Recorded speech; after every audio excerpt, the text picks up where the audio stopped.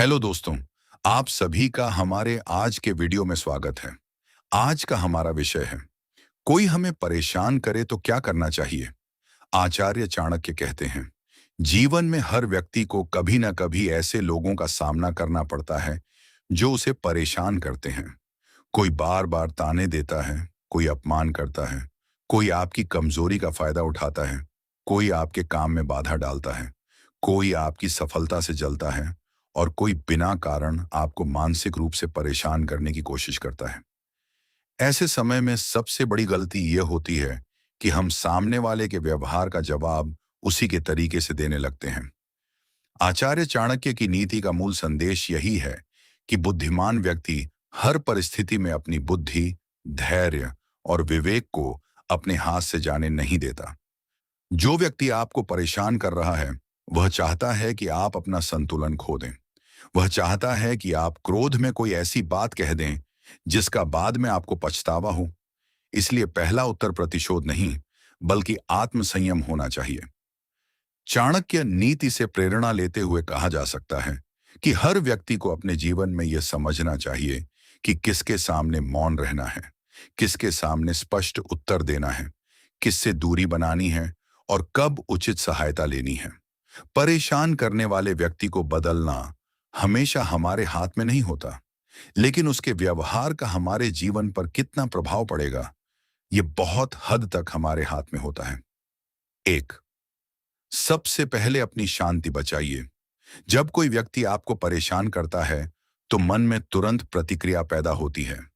हमें लगता है कि अभी जवाब देना चाहिए, अभी उसकी गलती बता देनी चाहिए, अभी उसे सबक सिखा देना चाहिए।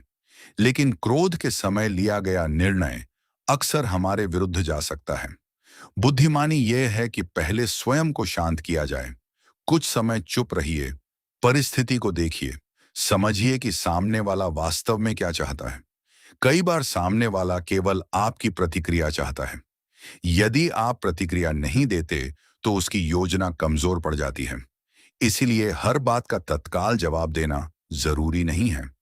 मौन कमजोरी नहीं है। सही समय तक अपनी शक्ति को रोक कर रखना भी बुद्धिमानी है।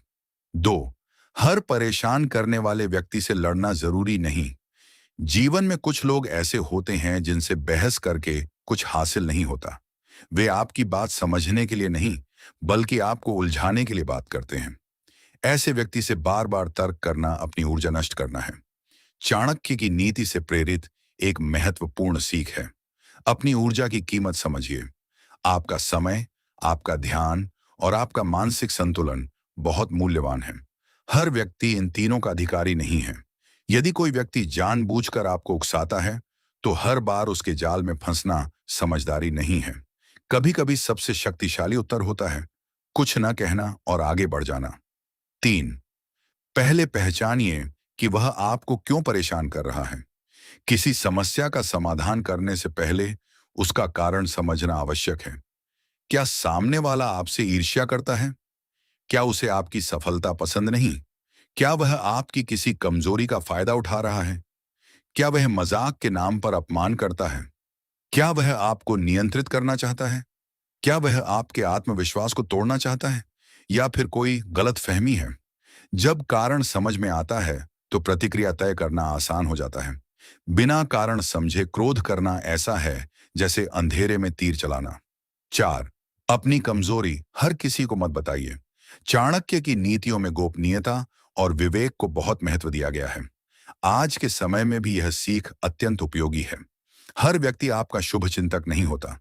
इसलिए अपनी निजी समस्याएं, आर्थिक स्थिति, पारिवारिक विवाद, भविष्य की योजनाएं और कमजोरियां हर किसी के सामने बताना उचित नहीं। जिस व्यक्ति ने पहले आपको परेशान किया है, उसके सामने अपनी कमजोरियां खोल देना आपको और असुरक्षित कर सकता है। अपनी व्यक्तिगत जानकारी सोच समझकर साझा करें। जो व्यक्ति आपकी कमजोरी को हथियार बना सकता है, उसे अपनी कमजोरी बताना बुद्धिमानी नहीं है। पांच, अपमान का जवाब तुरंत अपमान से मत दीजिए। यदि कोई आपको अपमानित करता है, तो सबसे आसान प्रतिक्रिया है उसे भी अपमानित कर देना। लेकिन इससे समस्या समाप्त नहीं होती। अक्सर विवाद और बड़ा हो जाता है। एक व्यक्ति ने अपमान किया, आपने जवाब में अपमान किया। वह फिर ज्यादा कठोर शब्द बोलता है। आप उससे भी कठोर शब्द बोलते हैं और देखते ही देखते एक छोटी बात बड़ा विवाद बन जाती है। इसीलिए जब कोई आपको अपमानित करे तो पहले सोचिए, क्या इस व्यक्ति को उत्तर देना वास्तव में जरूरी है? यदि जरूरी नहीं है तो मौन रहना अधिक लाभदायक हो सकता है। छह, लेकिन हर जगह चुप रहना भी बुद्धिमानी नहीं। मौन का अर्थ यह नहीं कि कोई आपको लगातार परेशान करता रहे और आप कुछ भी न करें। जहां आपकी सीमा पार हो रही हो, वहां स्पष्ट होना जरूरी है। शांत स्वर में कहिए, आप इस तरह मुझसे बात ना करें, या यदि कोई समस्या है तो सम्मानपूर्वक बात कीजिए, या मैं इस व्यवहार को स्वीकार नहीं करता। ध्यान रखिए, दृढ़ होना और आक्रामक होना अलग अलग बातें हैं। आप बिना गाली दिए भी अपनी सीमा तय कर सकते हैं। आप बिना लड़ाई किए भी स्पष्ट उत्तर दे सकते हैं। 7, अपनी सीमाएं तय कीजिए। जो व्यक्ति आपकी सीमा समझता है, वह बार बार आपको परेशान नहीं करता। लेकिन यदि आप हर बार उसकी गलत बात सहते हैं, हर बार माफ करते हैं और हर बार चुप हो जाते हैं, तो सामने वाला यह समझ सकता है कि वह आपके साथ कुछ भी कर सकता है। इसलिए अपनी सीमाएं स्पष्ट करें। किस भाषा में आपसे बात की जा सकती है? कौन सा व्यवहार आपको स्वीकार है? कौन सा व्यवहार स्वीकार नहीं है? किस विषय पर आप चर्चा नहीं करना चाहते? इन सीमाओं को स्पष्ट रखना आत्मसम्मान का हिस्सा है। 8, दूरी कई समस्याओं का समाधान है। हर रिश्ते को बचाना जरूरी नहीं होता। हर दोस्ती को जीवन भर निभाना जरूरी नहीं होता। हर व्यक्ति को अपने जीवन में जगह देना जरूरी नहीं होता। यदि कोई व्यक्ति लगातार आपको मानसिक रूप से परेशान करता है, आपका अपमान करता है, आपकी ऊर्जा नष्ट करता है और सुधारने की कोशिश के बाद भी अपना व्यवहार नहीं बदलता, तो उससे दूरी बनाना उचित हो सकता है। दूरी का मतलब दुश्मनी नहीं है। आप किसी से बिना झगड़े भी दूर रह सकते हैं। न मिलना, कम बातचीत करना, अनावश्यक चर्चा से बचना, अपनी निजी जानकारी साझा न करना, यही कई बार सबसे प्रभावी उपाय होता है। 9, ईर्ष्या करने वाले लोगों को पहचानिए। कई बार व्यक्ति आपके बुरे समय में आपके साथ होता है, लेकिन जैसे ही आप आगे बढ़ने लगते हैं, उसका व्यवहार बदल जाता है। आप सफल होते हैं तो वह आपकी सफलता को छोटा बताता है। आपकी उपलब्धि पर खुशी जताने के बजाय उसमें कमी खोजता है। आपके अच्छे काम को संयोग कहता है। आपकी मेहनत का मजाक बनाता है। ऐसे व्यवहार को समझना आवश्यक है। हर आलोचक आपका दुश्मन नहीं होता और हर प्रशंसा करने वाला मित्र नहीं होता। व्यक्ति को उसके व्यवहार से पहचानिए, केवल शब्दों से नहीं। 10, अपनी सफलता का शोर मत मचाइए। कई बार व्यक्ति अपनी सफलता का बहुत अधिक प्रदर्शन करता है और अनजाने में दूसरों की ईर्ष्या को बढ़ा देता है। इसका अर्थ यह नहीं कि आपको अपनी उपलब्धि छिपानी चाहिए, लेकिन हर योजना, हर कमाई, हर सफलता और हर भविष्य की योजना सबको बताना आवश्यक नहीं। शांत होकर आगे बढ़ना अधिक सुरक्षित होता है। आपका परिणाम आपके लिए बोले, यह आपके शब्दों से अधिक प्रभावशाली है। 11, जो आपको उकसाए उसे अपनी भावनाओं की चाबी मत दीजिए। यह बात बहुत महत्वपूर्ण है। यदि कोई व्यक्ति केवल एक वाक्य बोलकर आपको गुस्सा दिला सकता है, तो उस व्यक्ति के हाथ में आपकी भावनाओं की चाबी है। वह जब चाहे आपको परेशान कर सकता है। वह जब चाहे आपका मूड खराब कर सकता है। वह जब चाहे आपका ध्यान अपने ऊपर खींच सकता है। इसलिए भावनात्मक नियंत्रण स्वयं के हाथ में रखिए। सामने वाला क्या बोलता है, यह उसके नियंत्रण में है। आप क्या प्रतिक्रिया देते हैं, यह आपके नियंत्रण में है। 12, क्रोध में कोई बड़ा फैसला मत लीजिए। क्रोध में व्यक्ति अक्सर 3 गलतियां करता है। पहली, वह ऐसी बातें बोल देता है जिन्हें वापस नहीं लिया जा सकता। दूसरी, वह ऐसे निर्णय ले लेता है जिनका नुकसान बाद में होता है। तीसरी, वह सामने वाले को अपनी कमजोरी दिखा देता है। इसलिए जब क्रोध बहुत अधिक हो, तो निर्णय को कुछ समय के लिए रोक देना बेहतर है। शांत होने के बाद सोचिए, जो फैसला शांत मन में सही लगे, वही अधिक विश्वसनीय होता है। 13, अगर कोई बार बार परेशान करता है, तो प्रमाण रखें। यदि परेशानी केवल मजाक या छोटी बहस तक सीमित नहीं है और कोई व्यक्ति लगातार धमकी, उत्पीड़न, बदनाम करने या नुकसान पहुंचाने की कोशिश कर रहा है, तो केवल मौन रहना पर्याप्त नहीं हो सकता। ऐसी स्थिति में घटनाओं का रिकॉर्ड रखना उपयोगी हो सकता है। तारीख, समय, क्या हुआ, कौन उपस्थित था, कौन सी बात कही गई।